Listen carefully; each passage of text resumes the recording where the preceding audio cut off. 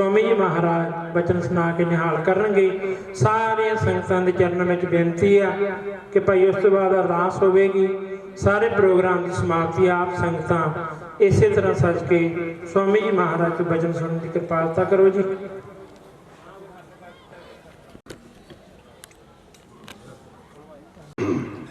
परम सम्मानयोग लोक परलोक के सहायक सहवे कमाल सहवे जमाल कुल आलम दे सुल्तान उपमा महान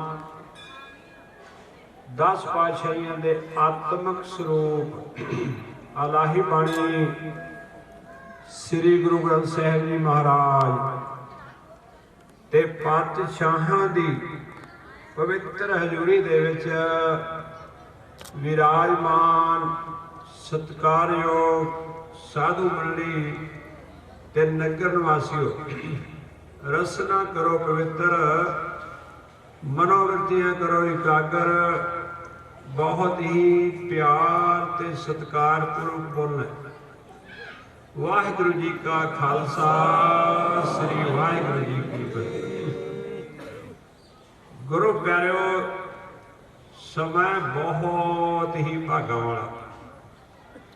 नानक सोई दिवस सुहावड़ा जित प्रभु आवै चित जित दिन विसरा पार ब्रह्म पिट भलेरी रुत।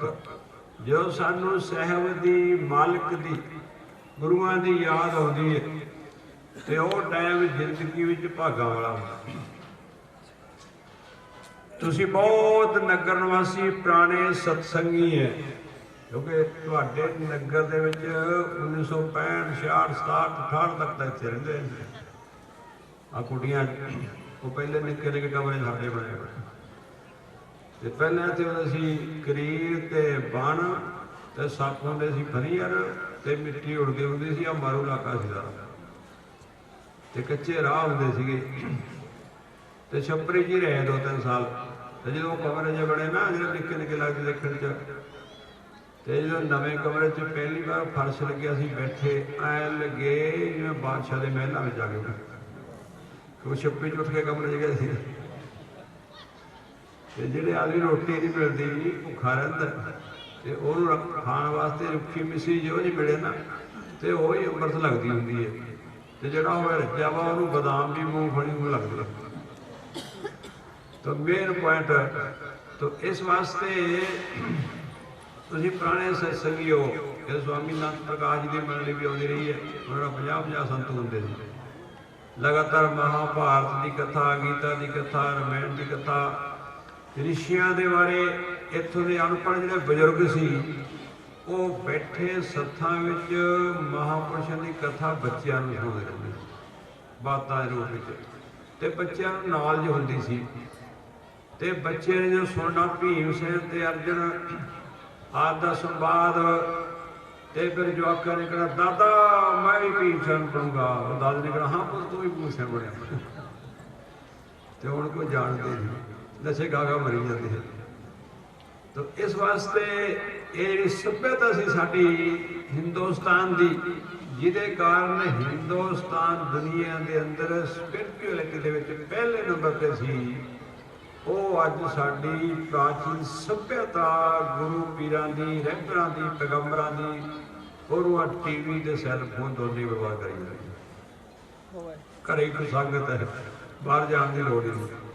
ਤਾਂ ਮੇਰਾ ਪੁਆਇੰਟ ਪਹਿਲਾਂ ਤੁਹਾਨੂੰ स्वामी राम नारायण जी ਜਿਹੜੇ ਸੀ ਉਹ ਸੁਣਾ ਕੇ ਗਏ ਆਪਣੇ ਪ੍ਰਵਚਨ ਤੇ ਉਸ ਤੋਂ ਬਾਅਦ ਚੰਦ ਬਾਜੇ ਤੋਂ ਬਲੀਦਾਸ ਜੀ ਉਹਨੇ ਸ਼ੇਸ਼ਿਆ ਹੈ ਤੇ ਇਹਨਾਂ ਨੂੰ ਉਹਨੇ ਸਿਖਾਇਆ ਵੀ ਥੋੜਾ ਘਣਾ ਬੋਲਿਆ ਕਰੋ ਤੇ ਬੋਲਦੇ ਬੋਲਦੇ ਫਿਰ ਆਦਮੀ ਨੂੰ ਅਕਲ ਆ ਜਾਂਦੀ ਸਤਸੰਗ ਸੁਣਨ ਲੱਗ ਜਾਂਦੇ ਤੇ ਉਸ ਤੋਂ ਬਾਅਦ ਫਿਰ ਆਪਣੇ ਨਗਰ ਦੇ ਰਹਿਮਦਾਸ ਦੇ ਚੇਲੇ ਇਹ ਰਹਿੰਦੇ ਹਰਦੁਆਰ बड़े तो बहुत है संस्कृत की शास्त्री की शास्त्री कर गया भाई करी जाता शास्त्री करी जाता है तो उत्थे मैं जाना होना तो मैं रामायण के गीता गीता संस्कृत भाई बोलता एक नंबर ਤੇ ਇਸ ਵਾਸਤੇ ਮੈਂ ਕਿਹਾ ਚਲ ਬੋਲਣ ਦੀ ਆਦਤ ਪਾਓ ਤੇ ਫਿਰ ਨੌਲੇਜ ਵੱਧਦੀ ਆ ਰਹੀ ਹੈ।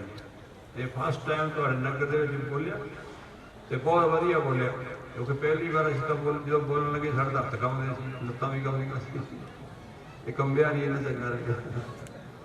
ਤੋ ਇਸ ਵਾਸਤੇ ਇਹ ਮਾਲਕ ਦੀ ਬਖਸ਼ਿਸ਼ ਹੈ। ਤੋ ਪਹਿਲਾਂ ਤੁਹਾਨੂੰ ਜਿਹੜੇ ਸੀਗੇ ਬਲੀਦਾਸ ਜੀ ਦੇ ਸ਼ਿਸ਼ ਉਹਦੀ ਸ਼ਾਰਟਕਟ ਕਰ ਦਿੰਦਾ ਮੈਂ। ਉਹ ਸੁਣਾ ਰਹੇ ਸੀ ਮਹਾਂਪੁਰਸ਼ਾਂ ਦੀ ਮਹਿਮਾ, ਬੜੀ ਕਥਾ ਸੀ ਨਾ, ਉਹ ਹੈਗੀ ਆ ਮਾਰਕੰਡੇ ਰਿਸ਼ੀ ਦੀ। ਤੋ ਮਾਰਕੰਡੇ ਰਿਸ਼ੀ ਜਿਹੜਾ ਹੋਇਆ ਇੱਕ ਰਾਜਾ ਦਾ ਰਾਜਕੁਮਾਰ ਸੀ ਤੇ ਉਸ ਰਾਜੇ ਦੇ ਪਹਿਲਾਂ ਸੁਪੁੱਤਰ ਨਹੀਂ ਸੀ ਹੁੰਦਾ ਤੇ ਫਿਰ ਰਿਸ਼ੀਆਂ ਮੁਨੀਆਂ ਦੀ ਸੇਵਾ ਕੀਤੀ, ਯੱਗ ਕੀਤੇ, ਬੇਨਤੀ ਕੀਤੀ ਤਾਂ ਰਿਸ਼ੀ ਕਹਿੰਦੇ ਵੀ ਤੇਰੇ ਘਰ ਪੁੱਤਰ ਹੋ ਜਾਊਗਾ। ਪਰ ਉਹਦੀ ਉਮਰ ਕਹਿੰਦੇ 11 ਸਾਲ 11 ਮਹੀਨੇ ਕੋਲ ਜਲਦੀ ਹੋ ਗਈ। ਕਹਿੰਦੇ ਚਲ ਇੱਕ ਵਾਰੀ ਪੁੱਤਰ ਹੋਣਾ ਚਾਹੀਦਾ ਕੋਈ। ਤੇ ਲੜਕਾ ਉਹਦੇ ਘਰੇ ਹੋਇਆ ਮਹਾਂਪੁਰਸ਼ਾਂ ਦੇ ਆਸ਼ੀਰਵਾਦ ਨਾਲ।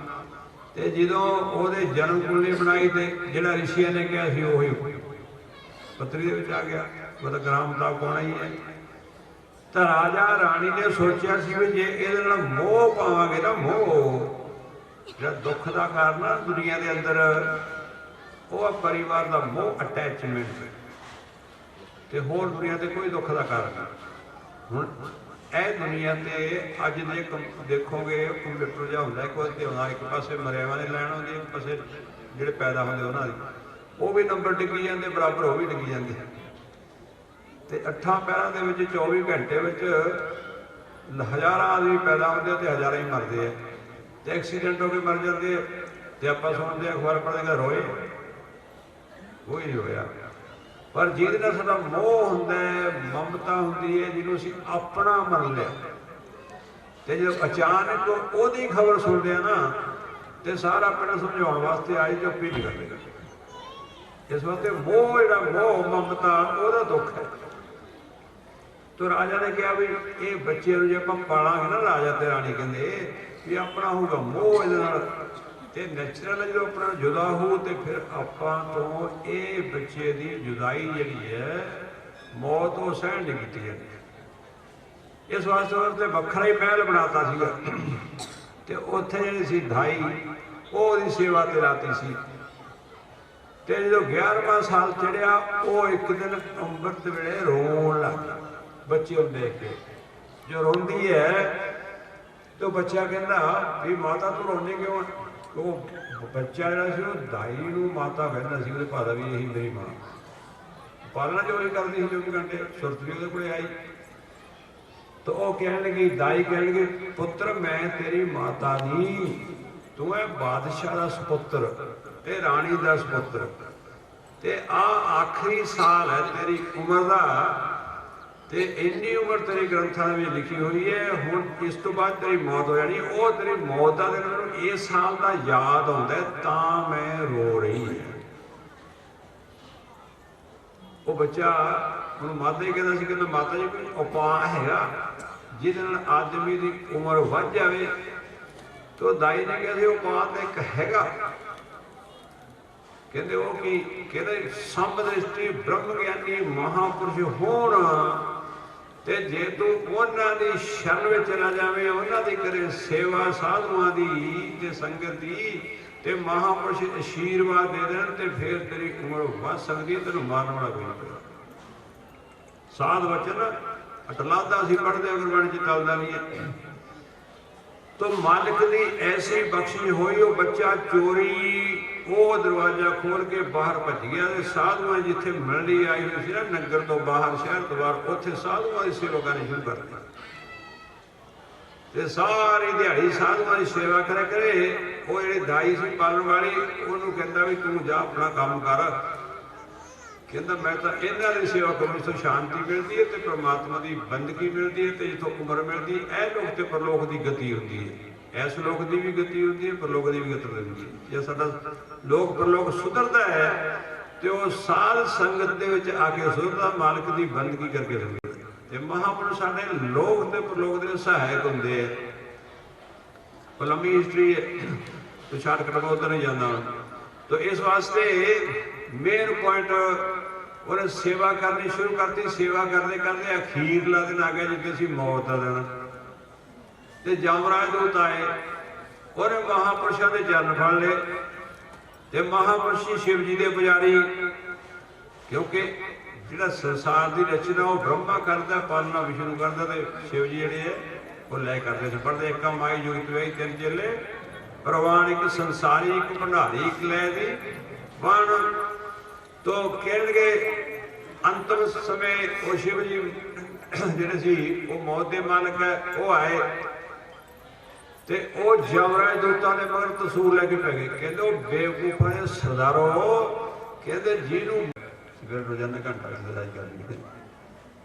तीन है कहेगा खाई का, वो मुंडा एक्सपर्ट ज़्यादा है योगा के, तो स्कूल के भी करवाता है सवेरे। वो टीचर कहता भी तू स्कूल सवेरे घंटा योगा कराया। एक होर है वो तो आशुर गया, तीन है तिने योगा करते सवेरे। वो योगा वाला जरा पहले तो वो जाते ट्रेनिंग लेने वास्ते, वो योगा हम अपने आश्रम जी आ गए, उत्थे ट्रेनिंग देते जो सवेरे ठा देंगे। तो मेन पॉइंट इन्हों पर मेहनत करनी पैंदी है तां जाके इंसान बनता है, तो मेहनत होना नहीं बनता। अज जो स्कूल है साढ़े अंग्रेजी स्कूल बच्चे पढ़ाने ना सी, तो जोड़े बच्चों की माँ प्यो देखभाल नहीं करते गए, वो बच्चे फीस मास्टर ने फीस लैनी, स्कूल वाले तो फीस चाहिए है, तो पढ़ाना करना की है। प्लस टू लंघ जाते आना जाता कत्ता ना किसी शुद्ध पंजाबी पढ़नी आती, ना पूरी अंग्रेजी आती है, ना पूरी हिंदी आती है।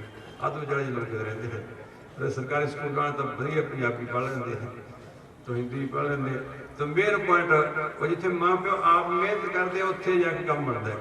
इस वास्ते ऋषियों ने लिखा है कि माता पिता का पहला फर्ज है असलीयत शब्द में उही बच्चों के माँ प्यो अखवा सकते ने ਜਿਹੜੇ ਬੱਚਿਆਂ ਨੂੰ ਚੰਗੀ ਐਜੂਕੇਸ਼ਨ, ਚੰਗੇ ਸੰਸਕਾਰ, ਚੰਗੀ ਸੰਗਤ, ਚੰਗੀ ਸੱਭਿਅਤਾ ਤੇ ਚੰਗੀ ਸੁਸਾਇਟੀ ਤੇ ਵੱਡਿਆਂ ਦਾ ਸਤਿਕਾਰ, ਛੋਟਿਆਂ ਦਾ ਪਿਆਰ, ਬਰਾਬਰਦਿਆਂ ਨਾਲ ਪਿਆਰ, ਜਿਹੜੇ ਇਹ ਚੰਗੇ ਸੰਸਕਾਰ ਦਿੰਦੇ ਦੁਨੀਆ ਤੇ ਇਹਨਾਂ ਨੂੰ ਸਿਖਾਉਂਦੇ ਹੈ ਤੇ ਆਦਮੀ ਦੀ ਜ਼ਿੰਦਗੀ ਹਾਈ ਬਣਾਉਂਦੇ ਆ, ਉਹੀ ਵਾਸਤਵ ਵਿੱਚ ਬੱਚਿਆਂ ਦੇ ਮਾਪਿਓ ਆ। ਤੇ ਜਿਹੜੇ ਮਾਪਿਓ ਬੱਚਿਆਂ ਨੂੰ ਚੰਗੀ ਸਿੱਖਿਆ ਨਹੀਂ ਦਿੰਦੇ ਗਏ, चंगी एजुकेशन नहीं देंगे गए, चंगे संस्कार नहीं देंगे गए, तो वो माँ प्यो के रूप बच्चों के वास्तव में दुश्मन है। और कहते माता शत्रु पिता वैरी, जेर बालो ना पाठिता ना सोते सभा मते हंस मते बको यथा।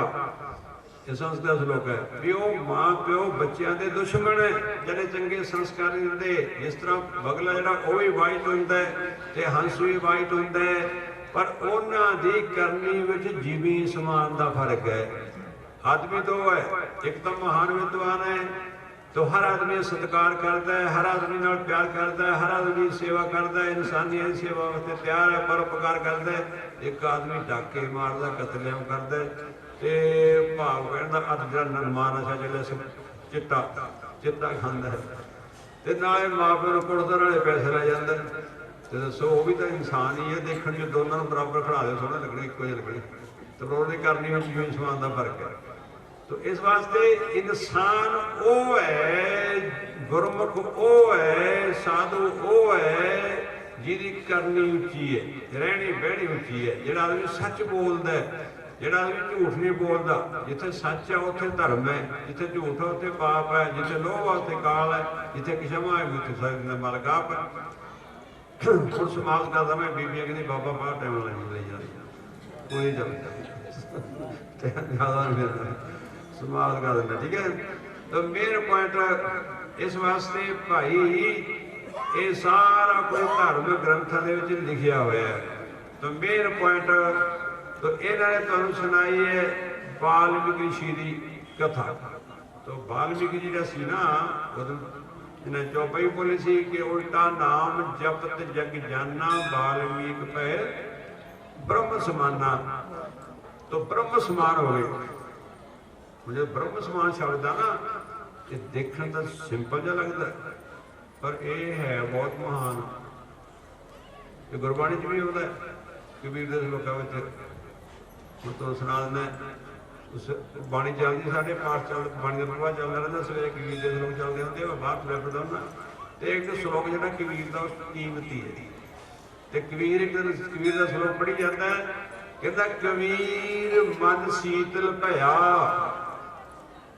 शीतल में ठंडा कहता मन ठंडा हो गया मैं कमाल हो गया मन तो ठंडा होंगे ही नहीं आ सारा जिन्ना प्रपंच दुनिया से हैगा ये सारा मन दे रचिया होया आत्मा नहीं कोई करती ना परमात्मा करता सारा मन ते बुद्धि का ही प्रपंच रचिया होया लंबी हिस्ट्री है जो असं पढ़ लेंगे पता लगूगा इस पता चलेगी खोज करेंगे तो फिर मैं कहा शीतल किवें होया फिर अगले पासे जवाब दिता कबीर मन शीतल भया ते मगरों लिखता पाया ब्रह्म ज्ञान जिन ज्वाला जग जिन ज्वाला जग जालिया सो जन के उदक समान कहता जिस आशा तृष्णा ने दुनिया की डिजायर्स ने अभिलाषा ने संसारे संसार को भस्म कर छड़िया वो कहता जो मालिक की बंदगी करने वाला है जिन्होंने ब्रह्म ज्ञान हो गया वो सामने ये कहते शीतल जल की तरह हो जाती है तो इत्थे ब्रह्म ज्ञान पाया ब्रह्म ज्ञान तो ब्रह्म ज्ञान प्राप्त करके आदमी ब्रह्म के समान हो जाता है परमात्मा के समान हो जाता है तो ताई लिखिया पंजवें पिता श्री अर्जन देव जी महाराज ने कष्टपदी सारी ब्रह्म ज्ञान की प्रशंसा में की है कि ब्रह्म ज्ञानी सद जीव नहीं मरता मौत ना नहीं वो तो अजरते मरने मरते है ही नहीं वास्तव में असलियत है ही है और सिंपल गल दस दे मैं थोड़ी समझ नहीं होनी मरदा कोई भी नहीं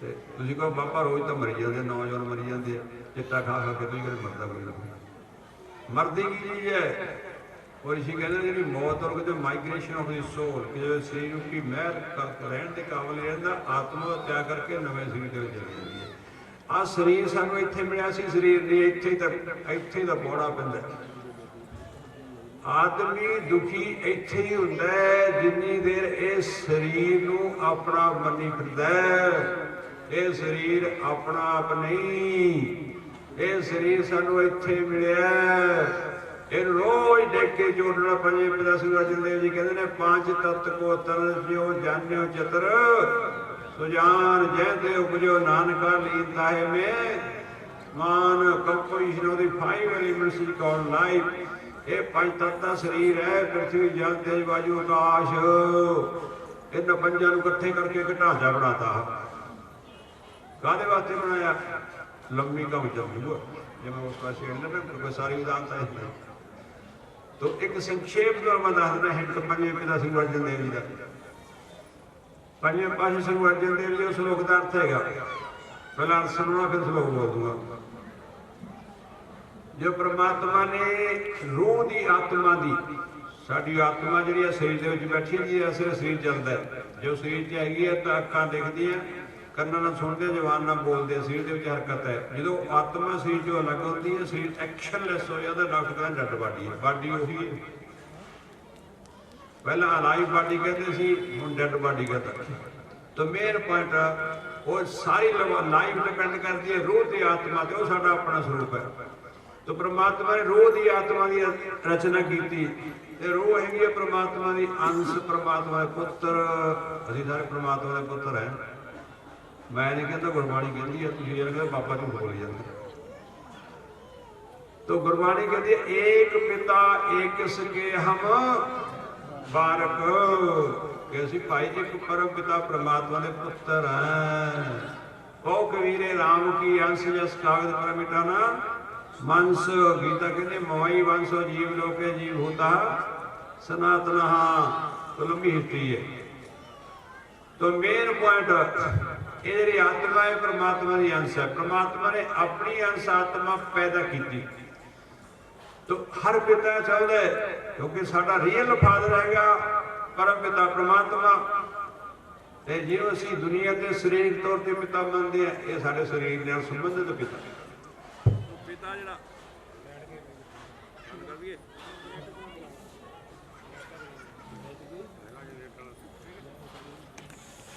नाम श्री वाहिगुरू तो याद रहने में समाप्त कर लगे ठीक है तो मेन पॉइंट भी रूह की आत्मा की रचना की तो यह परमात्मा का पुत्र ਤੇ ਭਗਵਾਨ ਕਹਿੰਦਾ ਵੀ ਮੇਰੇ ਪੁੱਤਰ ਦੇ ਰਹਿਣ ਵਾਸਤੇ ਨਾ, ਕਹਿੰਦਾ ਮੈਂ ਮਕਾਨ ਇਹੋ ਜਿਹਾ ਤਿਆਰ ਕਰਨਾ ਹੈ ਜਿਹਦੇ ਵਿੱਚ ਕਮੀ ਕੋਈ ਨਾ ਹੋਵੇ। ਸਭ ਤੋਂ ਵਧੀਆ ਜਿਵੇਂ ਅੱਜ ਕੱਲ੍ਹ ਕੋਠੀਆਂ ਬਣਾਉਂਦੇ ਤਾਂ ਹਰ ਫੈਸਿਲਿਟੀ ਹੋਣੀ ਚਾਹੀਦੀ ਹੈ। ਤਾਂ ਫਿਰ ਪਰਮਾਤਮਾ ਨੇ ਕਿਹੜਾ ਮਹਿਲ ਤਿਆਰ ਕੀਤਾ? ਆਹ ਸਰੀਰ ਰੂਪੀ ਢਾਂਚਾ, ਸਰੀਰ ਰੂਪੀ ਢਾਂਚਾ ਤਿਆਰ ਕੀਤਾ। ਗੁਰਬਾਣੀ ਕਹਿੰਦੀ ਜਿਉ ਪਾਏ ਤਨ ਸਾਜਿਆ। ਪਹਿਲਾਂ ਆਤਮਾ ਦੀ ਰਚਨਾ ਕੀਤੀ, ਫਿਰ ਉਹ ਰਹਿਣ ਵਾਸਤੇ ਤਨ ਸਰੀਰ ਬਣਾਇਆ, ਰੱਖਿਆ ਬਣਤ ਬਣਾਏ, ਇਹਦੇ ਵਿੱਚ ਕਮੀ ਕੋਈ ਨਹੀਂ ਛੱਡੀ। ਅੱਖਾਂ ਦੇਖਣ ਵਾਸਤੇ ਲਾਤੀਆਂ, ਕੰਨ ਸੁਣਨ ਵਾਸਤੇ ਲਾਤੇ, ਜ਼ੁਬਾਨ ਬੋਲਣ ਵਾਸਤੇ ਲਾਤੀ, ਹੱਥ ਦੁਨੀਆ ਤੇ ਕਾਰੋਬਾਰ ਕਰਨ ਵਾਸਤੇ ਦਿੱਤੇ, ਪੈਰ ਚੱਲਣ ਵਾਸਤੇ ਦਿੱਤੇ, ਦਿਮਾਗ ਸੋਚਣ ਵਾਸਤੇ ਦਿੱਤਾ, ਮਨ ਬੁੱਧੀ ਸੰਕਲਪ ਵਿਕਲਪ ਕਰਨ ਵਾਸਤੇ ਦਿੱਤੇ, ਮਨ ਤੇ ਬੁੱਧੀ ਨਸ਼ੀਲ ਕਰਨ ਵਾਸਤੇ ਦਿੱਤੀ, ਤੇ ਕਮੀ ਕੋਈ ਨਹੀਂ ਛੱਡੀ। ਇਨਸਾਨ ਉਹ ਵੀ ਪੈਦਾ ਹੁੰਦੇ ਜਿਨ੍ਹਾਂ ਦੇ ਜੰਮਦਿਆਂ ਦੀ ਜਿਹੜੇ ਜੰਮਦੇ ਬਲਾਈ ਹੋਏ, ਸਾਰੀ ਜ਼ਿੰਦਗੀ ਸੰਸਾਰ ਦੇਖਣ ਨੂੰ ਤਰਸਦੇ, ਉਹ ਮਰ ਗਏ ਕਮੀ। ਤੇ ਇਨਸਾਨ ਉਹ ਵੀ ਪੈਦਾ ਹੁੰਦੇ ਜਿਹੜੇ ਗੂੰਗੇ ਤੇ ਬੋਲੇ ਹੁੰਦੇ। ਇੱਕ ਬੱਚਾ ਪੈਦਾ ਹੋਇਆ ਕੈਨੇਡਾ ਦੇ ਵਿੱਚ, ਉਹ ਗੱਲ ਪੜ੍ਹਦੇ ਸੀਗੇ ਜਗਰਾਵਾਂ ਦੀ, ਤੇ ਉਹਨਾਂ ਨੂੰ ਕੋਈ ਬਾਬਾ ਜੀ ਸੇਵਾਦਾਰ ਲੈ ਕੇ ਆਏ ਬਾਬਾ ਜੀ ਕੋਲੇ, ਤੇ ਕਹਿੰਦੇ 12.5 ਸਾਲ ਹੋ ਗਏ ਬੱਚਾ ਕੋਈ ਨਹੀਂ, ਇਸੇ ਬੱਚੇ ਦਾ ਮੂੰਹ ਦੇਖਣ ਨੂੰ ਤਰਸਦੇ ਆ ਵੀ ਸਾਡੇ ਦਿਲ ਕੰਨੇ ਹੀ ਹੋ ਜਾਏ, ਕਹਿੰਦੇ ਲੜਕੀ ਹੋ ਜਾਏ। ਤੇ ਬਾਬਾ ਜੀ ਸੀ ਬੇਪਰਵਾਹੀ ਦੇ ਮਾਲਕ, ਤੇ ਜੋ ਖੁਸ਼ ਹੁੰਦੇ ਸੀ ਕਹਿੰਦੇ ਕੰਨਿਆਂ ਤਾਂ ਵੱਟਦੇ ਪਈਏ ਸਾਲ ਚੱਲ, तो 1 साल जो लड़की पैदा हुई। वो बाबा जी आशीर्वाद से वो लड़की हमेशा खुश रहती है। हूँ तो 13-14 साल की 13 साल ज़्यादा है। तो उन्होंने जो गोरे स्कूल जाती है ना, तो गोरे जो टीचर पढ़ाने वाले है, मैडम आई, वो सारे वो फेस वाल देख के हैरान हो जाते, कहते सारे कनेडा यहो जिहा समाइल फेस है, वो चेहरे पर मुस्कुराहट है, खुश ही रहना उन्हें। तो कई आदमी होंगे वह मूँह होंगे रोंदा रहेगा, उन्हें देख के की गल रोना क्यों, कहता फेस ही यह भाई उन्होंने शक्ल ही यह बनाई परमात्मा ने। तो इस वास्ते ये भी परमात्मा की देन है, तो बंदे की देन नहीं कुदरत देन है। परमात्मा की दातां जिन्नियां सारियां अमोलक है, वो मुल नहीं मिलदियां, वो रहमत ना मिलदी। आ शरीर भी वो रहमत ना मिलिया हुआ है। कबो करुणा कर दे ही देत ईस दिन हेत स्नेही, कदे कदे मेरा भी जाके परमात्मा रूह मनुख देह की बख्शिश करता है। तो मेन पॉइंट ये कमी कोई नहीं छड़ी। तो उन्होंने भाई जी लड़की पैदा हुई, उस तो बाद फिर उत प्रसाद भेजता बड़ा बड़ा, एक दो आया नहीं गया, तो उसे सुख सुख के उन्हें बाबे तू एक दिन नहीं दी गई। तो साल बाद 2-3 साल 4 साल बाद उन्हें लड़का पैदा होया। हुण लड़का जिहड़ा पैदा होया वो पैदा होंदे ही कुछ खा नहीं सकता सी, मूँह थाई दी। उसदा कारण की सी? हुण इत्थे एक पॉइंट है जिथे सारी दुनिया की साइंस फेल हो जाती है। ये परमात्मा का एक एक नुकता है ना, एक कंग शरीर का वो इन्ना कीमती है कि सारी दुनिया फेल हो जाती है, वो बनता ही नहीं। हुण 2 नाड़ियां कि सारी एक हैगी खाने वाली, तो दोनों है बराबर बराबर झोटियां दोनों। तो जो असीं खाना खाने हैं वो सारी नाली च नहीं जाता, खाने च जाता है। खाने क्यों जाता? मैं सोचा नहीं सोचा। उन्होंने विचाले एक हैगा उन्होंने पोकल पॉइंट कहते अंग्रेजी के विचाले लाया होया, वो ऑटोमैटिक काम करता है। जो असीं खाना खाना होंदा ना, वो सारी नाली के उपर ढक्कन लग जाता, बंद हो जाती है, तो खाने वाली नाली चला जाता है। तो वो बच्चे का वो जिहड़ा वोकल पॉइंट सी वो एक जगह खड़ा सी, हिलदा ही नहीं सी। तो जिहड़ी चीज पाऊगा वो सब सारी नाली जाऊगी खत्म। तो नाली बाग नंबरा वटा देंदे सी। वो होता ही 2 साल उस नरक भरते रहे, किरणों की सेवा च लगे रहे बेचारे। तो डॉक्टर पूछे, डॉक्टर भी इसका इलाज कोई नहीं दुनिया से, ये तो परमात्मा ही देन है। असीं एवें समझते शरीर दिता परमात्मा ने, बोरिया संसी बेपरवाही के मालक थे।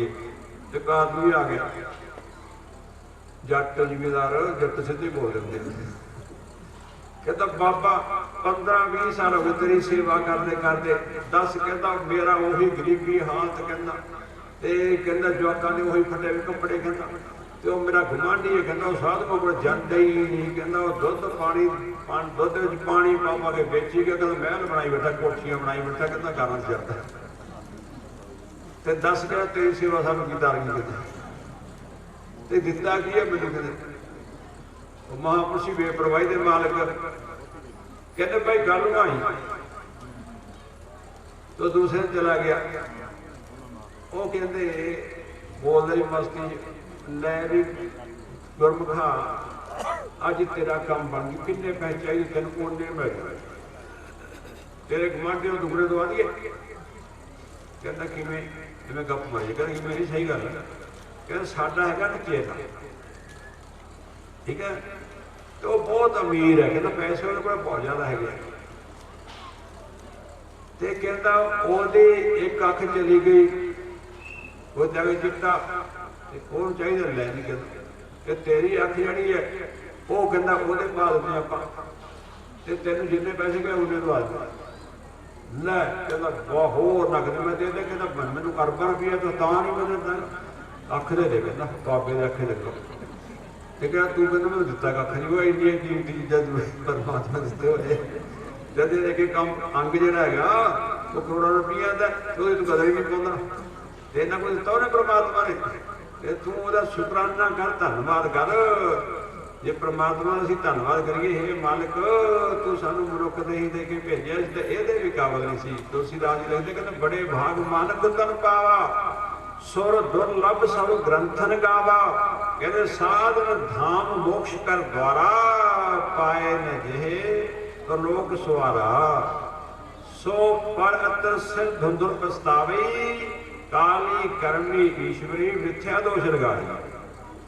कहते भाई ये शरीर प्राप्त करने की खातर स्वर्ग दे विच बैठे इंद्र अगे देवते भी दसदे आ, क्योंकि ये वो जो स्वर्ग देव जूनी च है ना, स्वर्ग इंद्र आदि वो सुख लेंदे देवते, वो मात लोग ते मनुख दे विच आके जिहड़े पुण्य करके गए ਉਹਦਾ फल ही भोग सकते हैं, कि कर्म नहीं कर सकते, वो बंदगी भी नहीं कर सकते, कुछ नहीं कर सकते उत्थे वो सिर्फ जिहड़ा मात लोग ते मनुख दे अंदर कर्म कीते ਉਹਦਾ फल ही भोगना है, ते ਜਦੋਂ ਉਹ पुण्य हो गया पूरा उस तो बाद की करना मात लोग ते फिर भेज देंगे।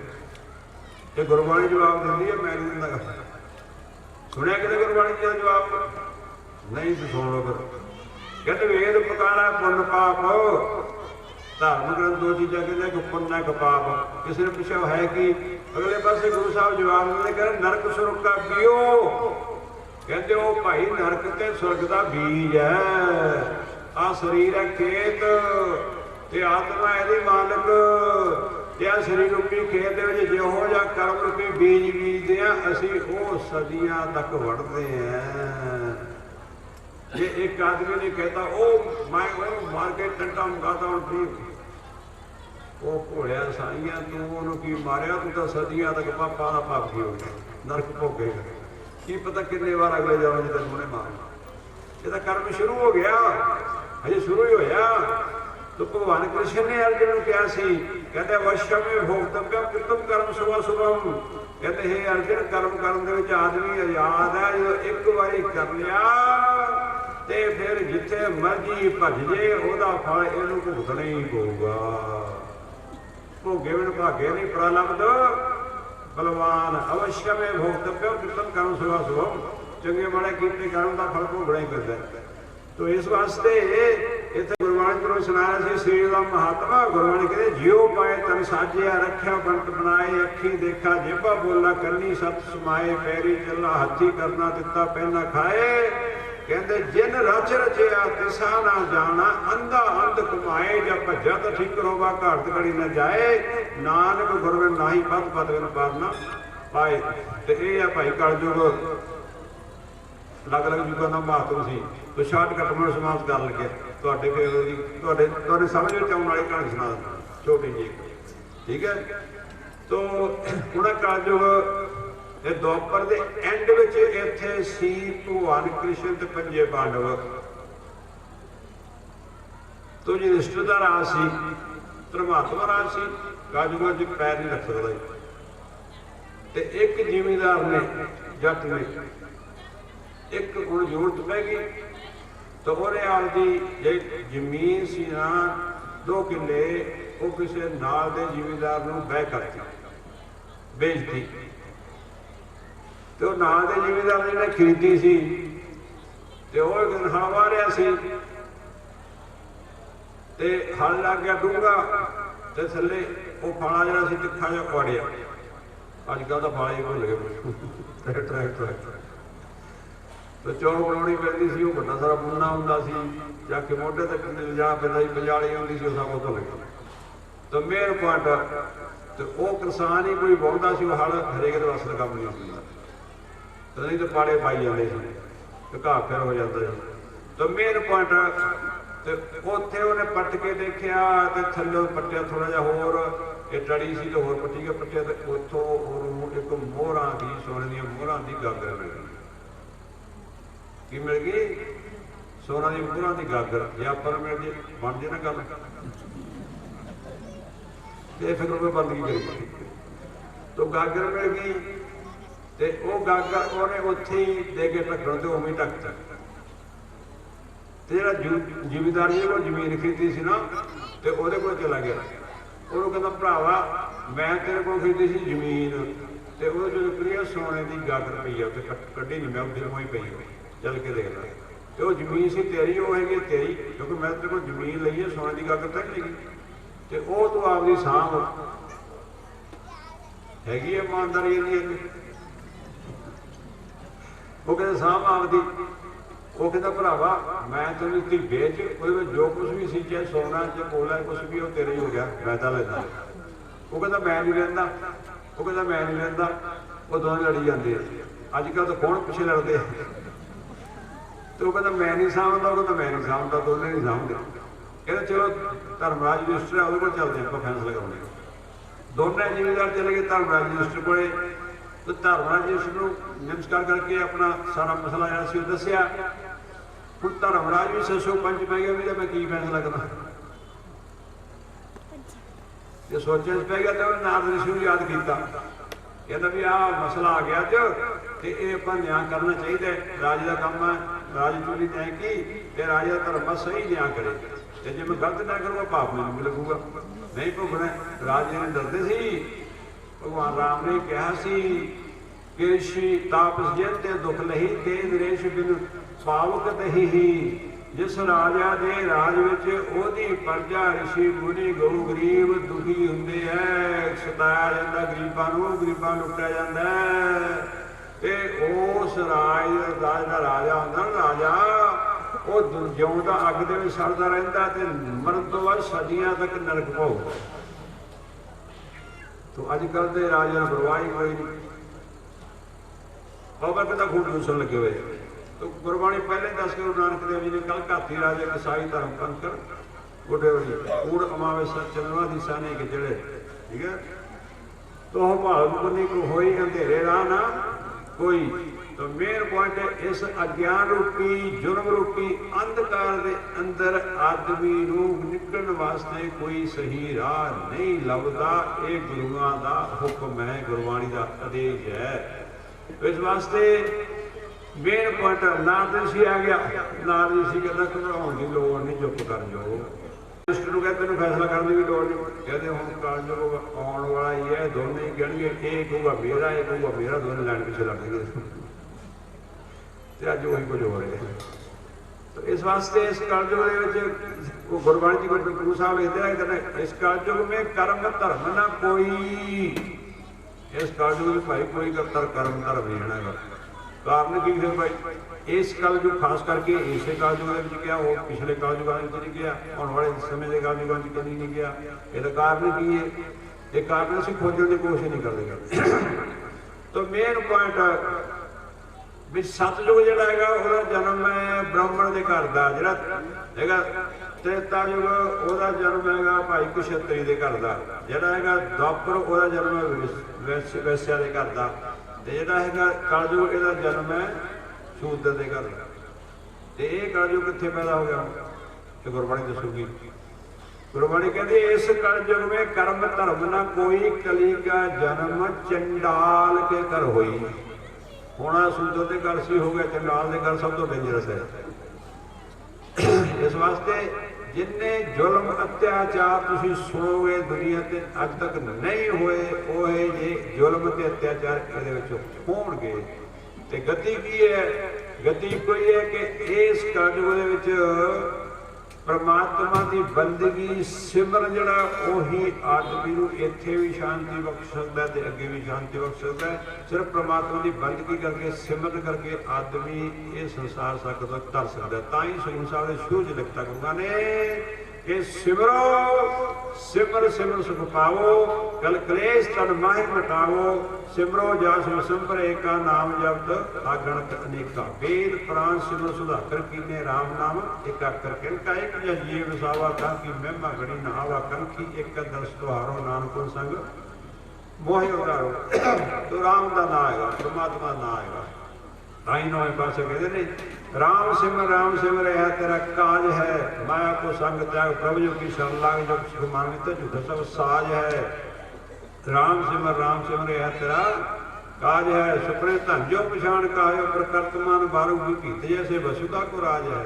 राम सिमर है तेरा काज है, कीर्ति रखता नानक जन कहत बात बिंस है, तेरे का संसन करे गयोगा तरस जात आज है। राम सिमर है तेरा काज है, मन रे कौन कुमत्ता लीनी परदारा निंद्या सरज्यो राम कंतनी किन्नी मुक्त पंथ जान्यो ते नाहे धरजो कोतायो। अंत संग काहू नी दीना व्यर्था आप बंधाए। आखिर तक किसी ने संग नहीं देना। धन दौलत भी इत्थे रह जानी है, सब इत्थे रह जाना है, कोठियां भी इत्थे रह जानी है। जिहड़ी जी ना जान वाली है वो इकट्ठी करने की कोशिश करते ही उस पासे होंदे ही नहीं। जय मात पिता सुतमीत ना भाई मनुहा नाम तिरग संग सहाई छट कर। तो इस वास्ते समा बहुत हो गया भाई बोलते बोलते मैं भी टाइम थोड़ा बाद ही लगा। पाइया कड़ियाँ बाबा कहें 2 मिनट बोलूँगा, घंटा हो बोलते बंद नहीं करता। तो छट कर देना इतने, ठीक है। तो बोलते हैं कि किसी कमियां आ जाती गलतियां करना माफ।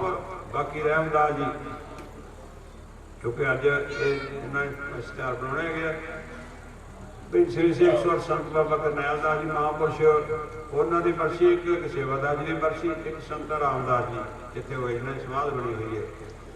तो इस वास्ते वो लिखा नाम फकीर तिन्हां दा बाहू कवर जिन्हां दी जीवे हो।